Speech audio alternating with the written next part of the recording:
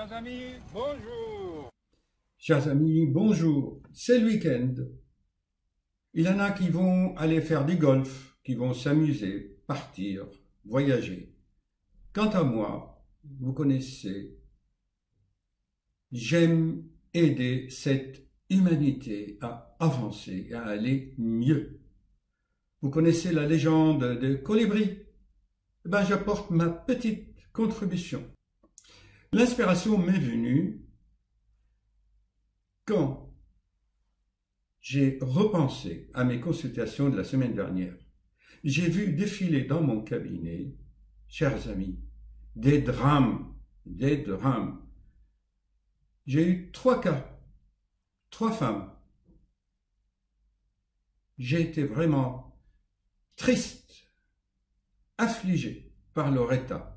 Chers amis, une jeune femme de la trentaine, même pas 1,60 m, 130 kilos, l'autre 120, un autre 160.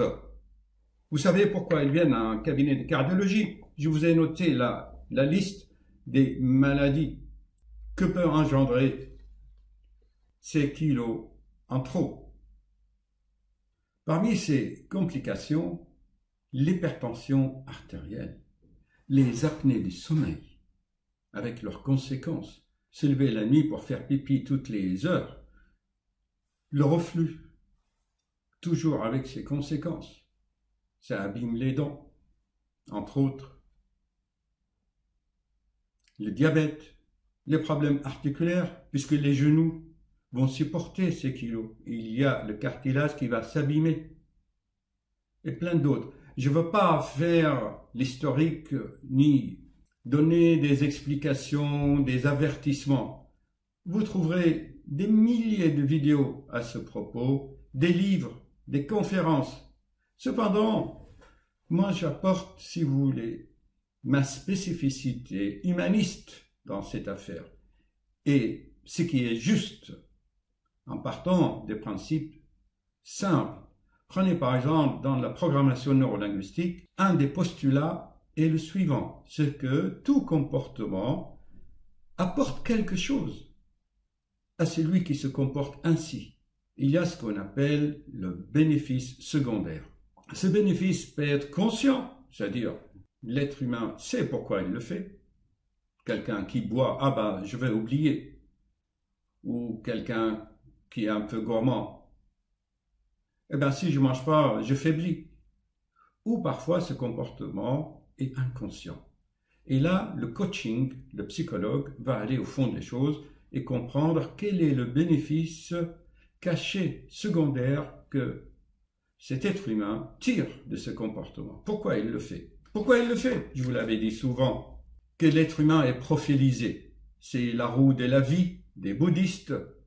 Les péchés, qu'est-ce qui est dit dans ce livre? Les péchés capitaux des chrétiens. En fait, ce sont des tendances, des conditionnements. Alors, je vous recommande de lire ces livres. Voilà, ABC des Ennéagrammes. Ou peut-être je vais le mettre de ce côté. Voilà, ABC des Ennéagrammes. Alors, j'aime bien l'introduction, puisque effectivement, on retrouve ça dans la vie pratique.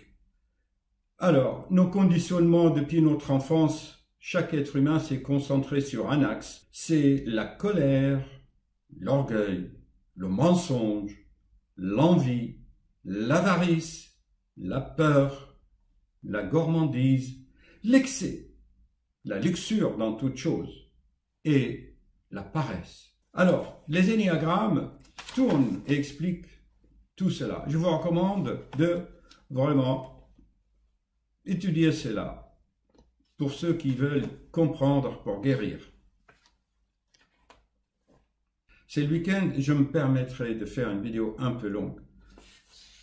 Aujourd'hui, je vais vous donner donc un aspect particulier de point de vue cardiologique. Bien sûr, je ferai tellement d'autres vidéos. Une seule vidéo ne suffit pas.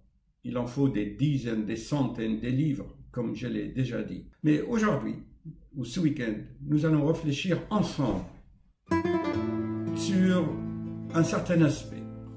Ce que moi je rencontre en pratique et ce qui n'est pas dans les livres, chers amis. Ce n'est pas dans les livres. Moi, je pars toujours, comme vous le savez, des cas pratiques parce que je suis un homme pragmatique. La jeune patiente de la trentaine qui pesait 140 kilos, elle est déjà allée consulter plusieurs cardiologues. Qu'est-ce que vous voulez qu'il fasse, mes chers confrères? Elle a un cœur rapide. Elle dit, ah, ça palpite tout le temps. Qu'est-ce que vous voulez qu'il fasse, mes chers collègues? Ils donnent un bêta-bloquant pour ralentir le cœur. Ils n'ont pas le temps de coacher la patiente, d'aller au fond des choses. Finalement, elle m'a connu grâce à mes vidéos sur ma chaîne. Elle est venue me voir. J'ai eu beaucoup d'empathie, beaucoup de compassion. Elle m'a dit, voilà docteur, je ne sais plus quoi faire. Je prends des bêta-bloquants. Chers amis, je vous ai fait déjà beaucoup de travaux sur cette épidémie mondiale. Ok, c'est culturel, c'est la société de consommation, c'est les industriels de l'agroalimentaire, c'est la télévision, c'est le grignotage. Ok. Mais tu n'es pas obligé. Tu as ta responsabilité. Tu es responsable de ta santé. Tu es responsable de ce corps, de ce cœur.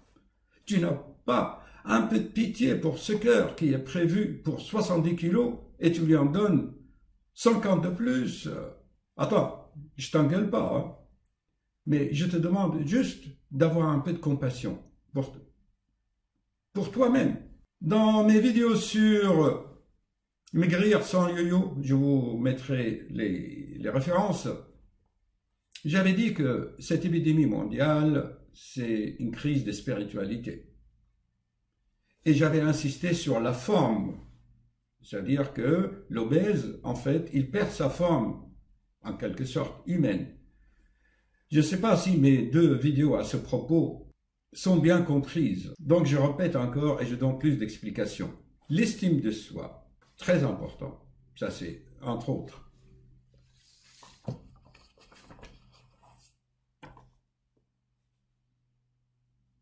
Je disais donc que ce cœur qui est prévu pour 70 kilos, quand il en a 50 en trop, eh bien qu'est-ce qu'il va faire? Il va s'accélérer. Donc ça crée une tachycardie et au stade plus évolutif, ça va donner des troubles de rythme cardiaque qui sont majorés par le reflux, par le pôle neurosensoriel, comme vous le savez, comme je l'ai déjà expliqué dans d'autres travaux que j'ai faits sur ma chaîne. Dans une de mes vidéos, j'explique tout cela. C'est que la tachycardie, le cœur s'accélère pour assumer sa responsabilité en quelque sorte. Si vous le ralentissez, eh bien vous allez engraisser encore. Vous voyez, j'avais donné l'exemple de l'éléphant et de colibri. Le cœur d'un colibri, il bat 400 battements à la minute. Il pèse à peine 20 grammes. Il absorbe beaucoup de sucre, beaucoup de nectar, mais il le brûle. Alors que l'éléphant, son cœur, il bat à 40.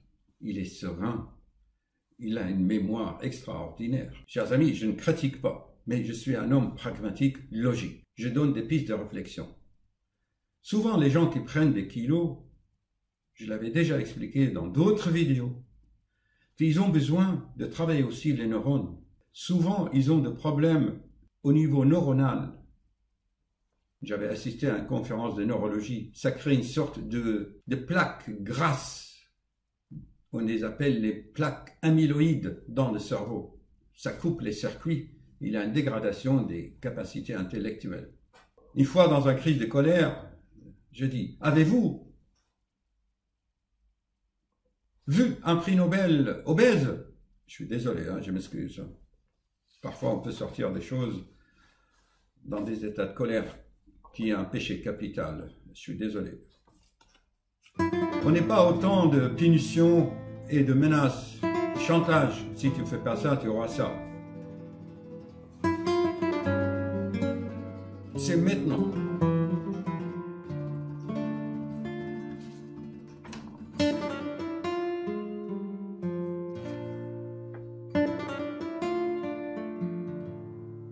Qu'est-ce qu'il faut en tirer, chers amis, pour la pratique de cette vidéo de ce week-end?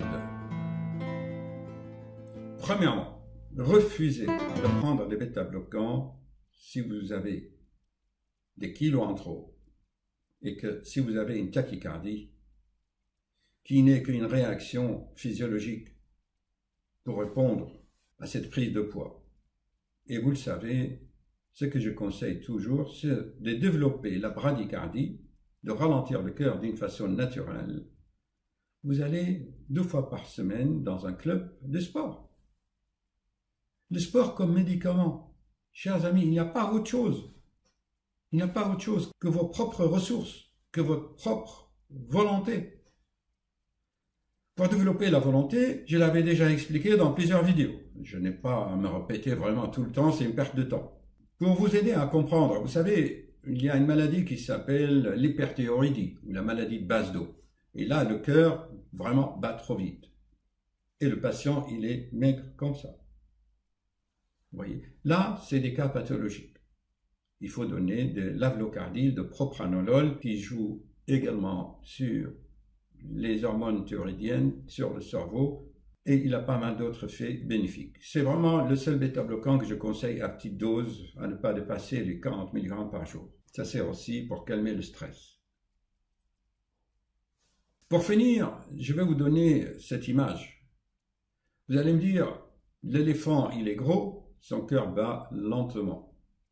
L'ours aussi, quand il hiberne dans sa tanière pour l'hiver.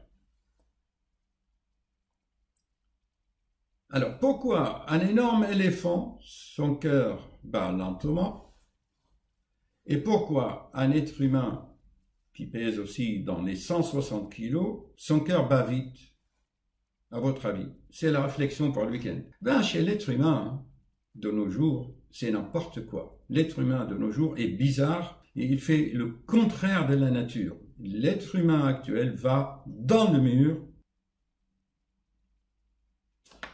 Il va vers un précipice pour son propre anéantissement. Car il ne peut plus contrôler cet intellect. Il en est conscient. Le suicide en France, des milliers de jeunes, chers amis, chaque année qui se suicident. J'arrête parce que si je dois rentrer dans les troubles de comportement alimentaire, qu'ils soient l'amaigrissement, l'anorexie ou l'obésité, on en a pour des heures et il faut des livres entiers. C'est juste, je vous donne quelques pistes de réflexion.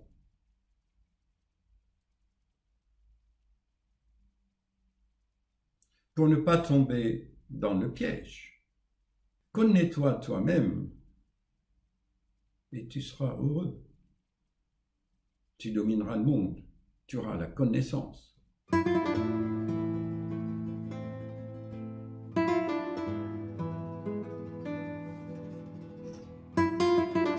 Cependant, la médecine enseignée dans les facultés aggrave les situations de ces patients. On les victimise, chers amis. On s'apitoie, comme on dit en français, sur leur sort. Je vous donnerai la référence d'une vidéo qui a été vue 2 millions de fois. On les chouchotte. Non, chers amis, il faut appeler un chat un chat. Il ne faut pas rentrer dans le triangle de Cartman. Combien de fois j'en ai parlé?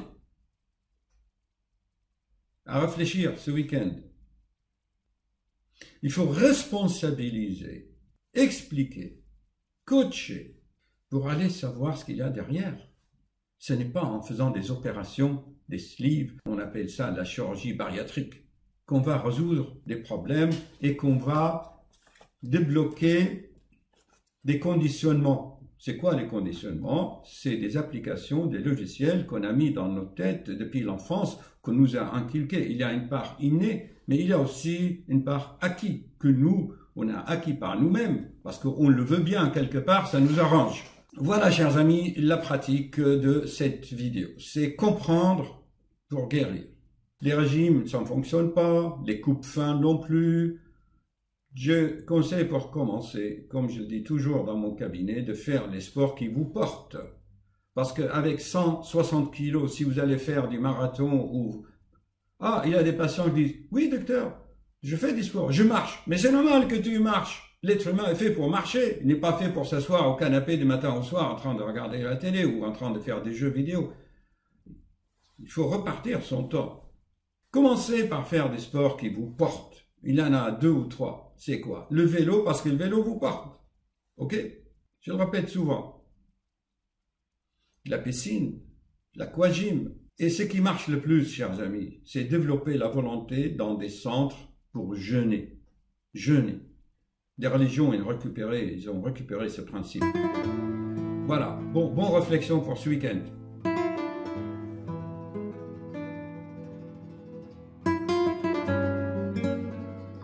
Chers amis, j'ai été inspiré pour faire cette vidéo parce que hier, j'ai vu une patiente.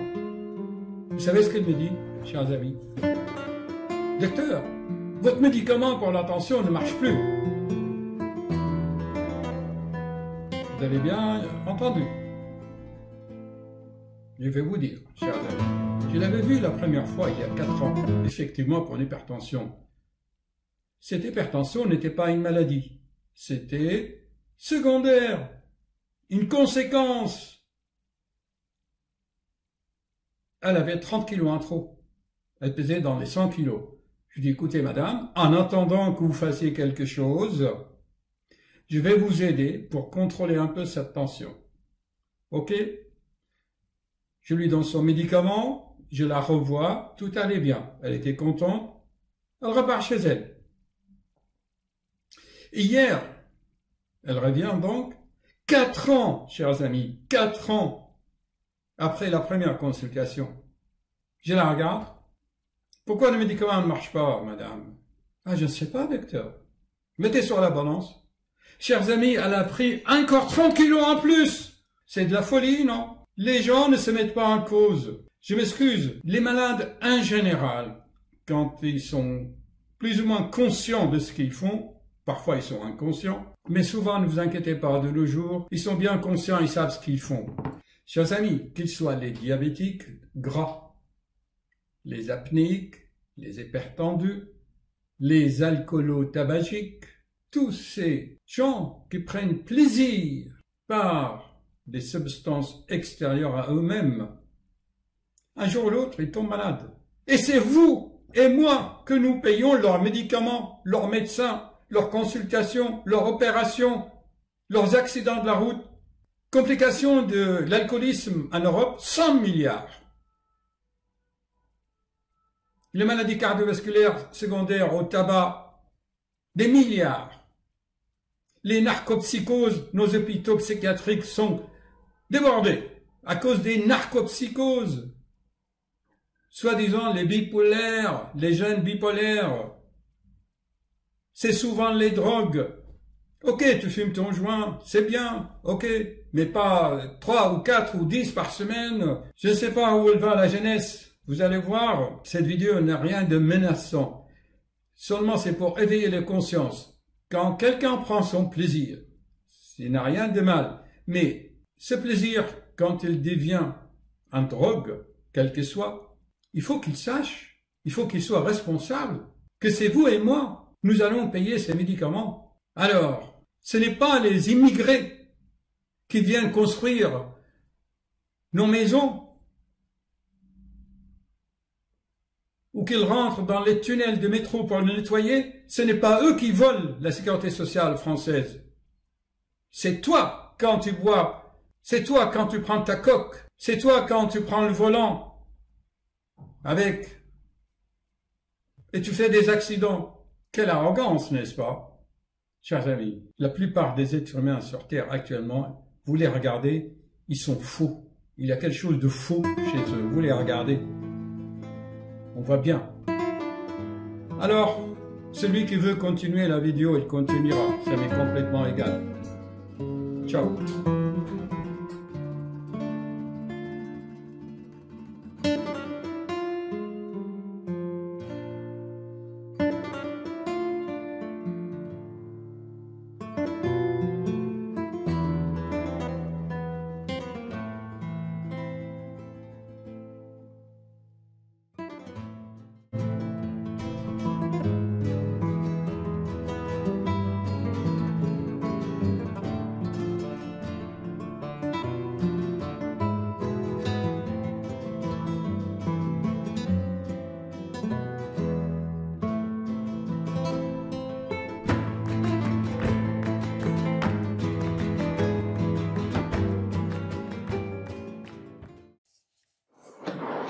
Il y a 4 ans, cette jeune femme a été opérée pour traiter une obésité très importante.